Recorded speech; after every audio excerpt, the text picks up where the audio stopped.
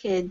Welcome to TCKid Talks, an interview series featuring movers and shakers from the third culture and cross-cultural community. Today we have as our guest Ruth Van Reken, co-author of Third Culture Kid, Growing Up Among Worlds, originally published as The Third Culture Experience in 1999. And we have a special appearance by Michael Pollock, son of co-author Dave Pollock. Erin, would you like to introduce our guest today? Sure thing. All right, so Ruth Van Reken is a U.S. citizen who grew up in Nigeria as a second-generation third culture kid and raised her 3 daughters in Liberia.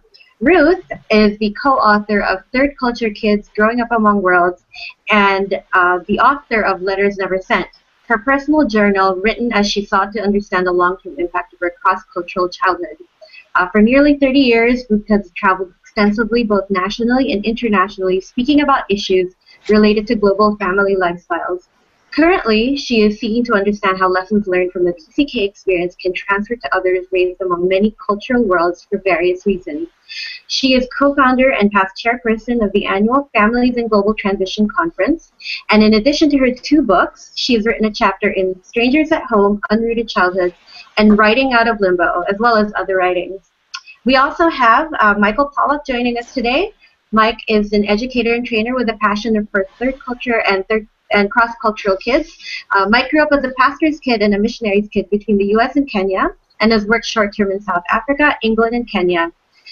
He and his wife, an MK from Sierra Leone, have raised their children in the U.S. and China. With a background in education from Houghton College and Loyola University, Mike was a founding head of school for Cambridge School in Baltimore and founded and directed Odyssey, a student development initiative for 6 international schools in China. He is also the son of researcher, author, and speaker David Pollock. His most recent work is Daraja, which means bridge in Swahili. Daraja is an organization whose vision is to encourage and equip young adult TCKs and CCKs as they transition through the college years by offering gap year or semester opportunities for reflection, renewal, leadership formation, and direction. And I'd like to, Erin, I know you're in Manila, Philippines, and I'm in San Antonio, Texas, for those of you just tuning in. And Ruth and Michael, I just wanted to start off with where you are and also how you came to discover that you are a third culture kid. Thanks, Myra, and thanks, Erin. It's really, really fun to be here with you and to be in this community of people that you have gathered from so far around.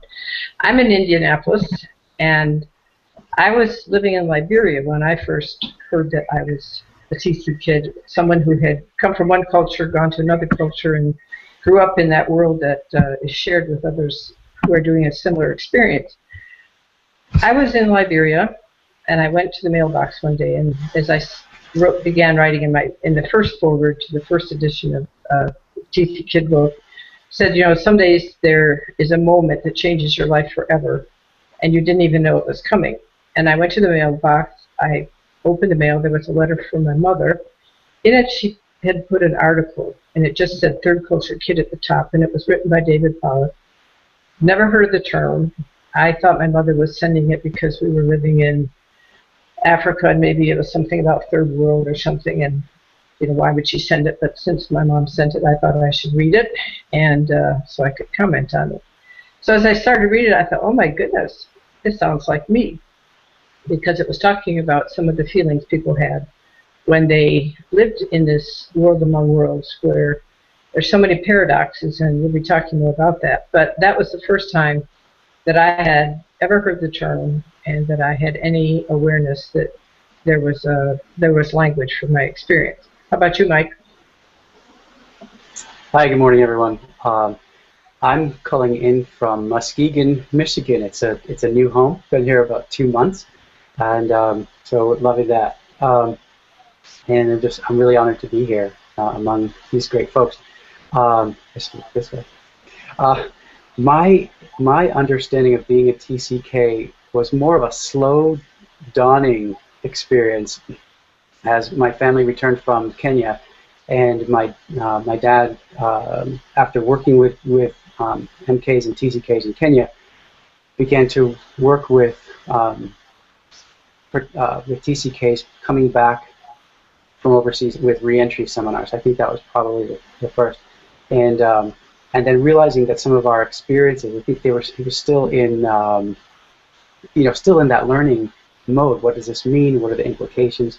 And so as the pieces began to come together, I think it was a slow dawning. We began to hear about Dr. Ruth Van Reken.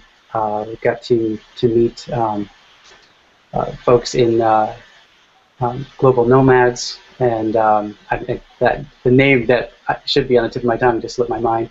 Norma McCaig. Yes. Norma McCaig. Norma McCaig.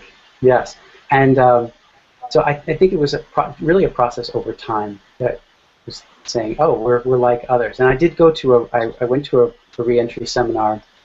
We returned to the States I was about 12, and at about 16, I went to a reentry seminar, and there was that eye-opening time of recognizing my tribe, and so that was kind of the dawning for me. So interesting. And I know for me, and Aaron, I want you to share your story too. For me, it was just I learned the term when I was speaking to someone, and someone else actually had known, a work colleague of mine had already known the term before I did, before I even know that I was a third culture kid myself.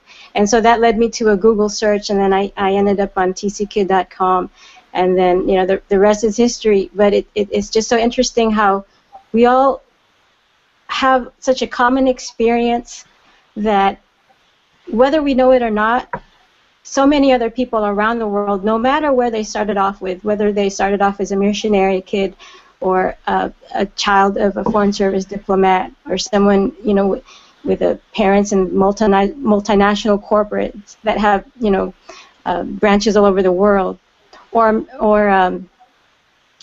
any other category, we all have such a common experience.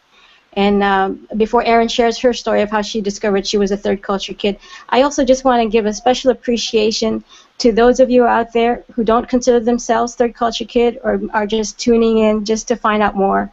And we just welcome you to just listen to our stories as we share them. Erin? Well, what's interesting about me was that, I learned the term third culture kid when I was maybe 14 or 15, when I was still in high school. And I knew what it meant, and I knew on some very theoretical level that it was something that I could relate to. But I was attending an international school, and I just assumed, oh, everybody here is like that. And it didn't actually dawn on me until I left that environment and I was back in the world of, people who aren't all TCKs, and where it's not normal for people to be globally mobile. So it really hit me then that, like, oh, this is what it means to be different, and this is why this resonates with me, why this is relevant to me and my experiences. And so that was really, college specifically was when I started exploring that in more depth. So I was really glad that it was there, and that I, eventually, with social media becoming so popular, we had a venue to meet other people who were like ourselves and going through that same sort of journey of exploring what it all meant and why it means something. So it was really, really good to have that. Thank you, Erin, for your story. For those of us who did discover that we were just a third culture kid, we've always had the Third Culture Kid book as a process of our discovery and finding out more about who we are and what we could do to navigate our experiences as a third culture kid or cross culture kid. And Ruth and Michael, could you tell us a bit about how the book came about? And especially Ruth, I want to ask you, how was the world like before this book? Because a lot of us who are watching today, me and Erin, we just can't imagine the process of finding out that we're a third culture kid and that whole journey that we're still in without the book being there. Thanks, Ira. We were talking about this in the practice session. I realized I'm almost prehistoric, and that kind of hit me. I thought, oh my goodness, the world really has changed. But, because I am quite old now. But before even saying that, I want to make one comment on all the stories we've heard. I think that there's this process of development that goes along with the discovery of who you are as a TCK. And an awful lot of kids, it's very common in high school where kids don't even want to hear the term or own the term because they feel like it's somebody trying to tell them something, defining them in a way that they may not yet want to be or discover. When I heard the term, I had already lived it and lived through the responses. And so it was like an aha moment, like, oh, this is describing me. And I think sometimes for younger people, they feel like somebody's trying to define them, so it can take a while. And that's okay. We can give the journey, and sometimes parents need to kind of hold it inside that this is what I'm watching without real, maybe giving the kid all the language and terms and so forth. Because before anything else, we never can forget we're people. And, but anyway, let's go back. This was 1984 for me, that I first got that letter. And I was 39 years old at the time. I had lived my life, as you said, growing up in Nigeria. When I came back to the States, I did reentry, but I had no idea that I was doing reentry. All I knew was I was the weirdest thing that ever hit the planet, that everybody else knew how to function, and I didn't know how to skate. I didn't know American football, and the skill sets that I had, I could play soccer, but nobody was playing soccer in America then. I could bargain and market like crazy, but who cared, So everything I had learned how to do and felt normal as a person just didn't have any place in Chicago. But of course, people didn't see that about me. They saw me as this person that was pre-integration and that everybody looked like, I looked like the other kids in my class. So that was a really, really hard year, and I determined I would never let anybody know I was from Africa when I started high school and, just try and be like everybody else. So that was my journey. I had no language. I had no understanding. I just kept thinking, what is the matter with me? And keeping that my little secret, but that was my internal place. Then I went on to, do you want to say something? And we'll talk more about that, which is a very common experience, and how you talk about how it's important to name your experience, because when we don't recognize it, it blinds us from a whole world of processing our past and going through a journey. I'm sorry, continue. No, please break in anytime. And it also keeps us from processing it in the present. If I had had some understanding that what I was experiencing was normal, then you can forgive yourself. You can try and figure out, okay, what am I going to do with this? Anyway, so we had no language. We had no comprehension. It was like a secret world. And I think that's what I found out with so many people of my generation. We all live this secret. In fact, John McCain is a TCK, and if you really go on a website, you can't find out much about his childhood. It's like it was all kind of hidden, and I thought he was my generation. We didn't know what to do with our story, is essentially. I mean, he says he's a military kid, but you don't know the details. And so anyway, life went on, and then I did go through a depression later on, as I'll talk about in a bit, because I couldn't understand where all these things were coming from. But anyway, eventually I was in Liberia, and again, we had no understanding, but I got that letter from my mother, and that was the time I was also beginning to do my journal and trying to put words on my story, which you alluded to, we'll talk about in more detail. But in the middle of that process, I got this survey that I was supposed to fill out for my children. And it was from Dave Pollock, and he was going to have the first international conference on missionary kids in the Philippines. So, Aaron, your City of Manila there is the star event that we had at the beginning, and that's where we were. And I was supposed to fill it out. Well, I filled it out for my kids. Then I wrote them a note, and I said, what are you doing for the adult third culture kids? Because I'm 39, nobody ever had a reentry seminar, nobody ever processed, and here I am trying to figure out my story, and you're going to have a conference, and I still don't say anything for the older people. So Dave, in great kindness, wrote back to me, and he said, no, I said, then I'll send you my stuff if you want, maybe it'll help. So he wanted to see it. He wrote back, and all sorts of things happened, but bottom line, I wound up at the conference and met Dave in person, and that began a great friendship. And Dave's gift was synthesizing and listening to people's stories and putting them together. And so through him, I met Norma McCaig at the second conference, and she was the first person to really say this is cross-sector. This transcends each specific group of people. So then, as we were going along, I kept saying to Dave, you've got to write your stuff, because he was going around the world, going to many schools, doing reentry seminars, and people were starting to pick it up, and I said, you have to write. And then he said, I don't have time. So I heard myself say, well, then I'll help you.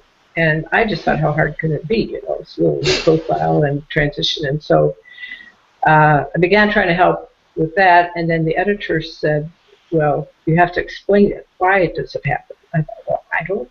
So it became a 7-year process, and that's how the book started. Any questions you can ask me, but that's how it started. And the book, it has such a great wealth of information. Like I said earlier, it's so hard for many of us to imagine this journey without the book, especially the section on RAFT and how to build, how to make those transitions. RAFT standing for reconciliation, affirmation, farewells, and think destination, as a way to sort of prepare for a transition from one place to another. Ruth, can you tell us a bit about who else this book is valuable for other than TCKs? Right, and I want to make one comment there that the RAFT was definitely Dave's acronym, and he was probably one of the first people in the world to develop a whole series of seminars on the transition process. And I think that as people read that, no matter what their story is, everybody does transition. You do transition at different stages in life, as Dave always said. You do transition, from college and all that. So that part is universal. I think, though, that the pieces that are particularly, I hope, helpful to the others in the update, we have also added a chapter on other kinds of cross-cultural upbringings. Because no matter where we were going in the world, even from the beginning, I know people always said to Dave Pollock as well as to me, that, well, I didn't do the experience your way, but I have that sense that people don't know who I really am. When they look at me, they don't know my story because of all sorts of things. So what I am hoping is by adding a section there on immigrants and refugees and people who go to school in a different culture, minorities, domestic TCKs, all these other ways people grow up, biculturally, mixed race, that we can start a unified discussion about what are some of the impacts of growing up cross-culturally, no matter how you do it. And I know Dave was working with refugees before he died. And Mike, I don't know, you've got other thoughts you've been working out there. What do you think? Yeah, I think some of this will be topic of the next interview that we do, because it's a big one. But I was just reading some material last night on immigration law in the U.S. Some that my daughter's a senior at Taylor sent to me, and I believe that there is this cross-sector piece and things that we've learned, and that maybe began in the MK community, moving on, the greater, broader TCK community, and now including a globe on the move, really. People moving everywhere. Sometimes by their decision, and many times because of war, famine, or political instability, or whatever. And I do believe that there are some truths and some tools, some equipping that is very applicable and very useful across. I happen to think that TCKs have a special place in this new global reality, that to take initiative with the gifts that they've been given for powerful impact. That's one of my passions. Yes, and we all have heard of Ted Ward's description of third culture kids being the prototype citizens of the future. And I think what's also helped is Pico Iyer's talk on TED Talks, TED Global, where he described that whole process of finding where is home. How do we define where is home? And it's so interesting. And for those of you who haven't seen it yet, and I know many of us have, but it's interesting to watch. He has a talk called Where is Home? And I just also want to share that Dr. Paulette Bethel has a very informative and helpful series of interviews called the Lost in Transition Global Telesummit. And you can find more information on that on Transitions. I believe it's transformationseries.com. Transformationseries.com. And both Ruth Van Reken and I have been on that show.